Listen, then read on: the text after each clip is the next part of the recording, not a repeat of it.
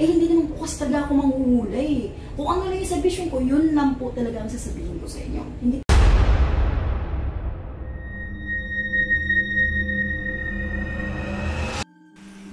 Hello po mga ka-PTV, sa video na ito ay tatalakayin natin ang dalawang pangitain na kikitil ng napakadaming buhay kung hindi agad ito maaagapan.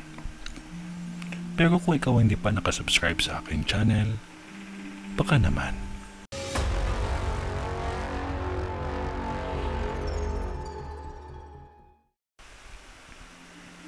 Mag-ingat ang lahat ng mga taga-probinsya dito.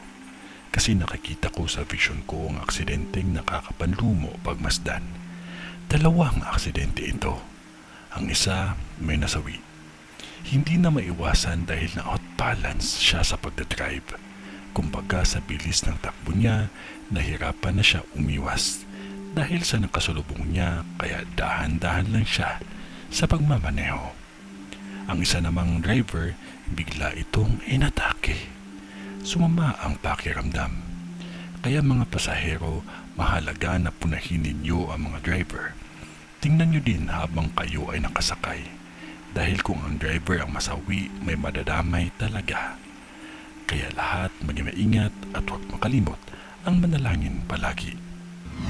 Ito ay ang bisyon ni Madam sa Agusan. Kung ano man yun ay wala pa rin makakatalo sa time team na panalangin natin.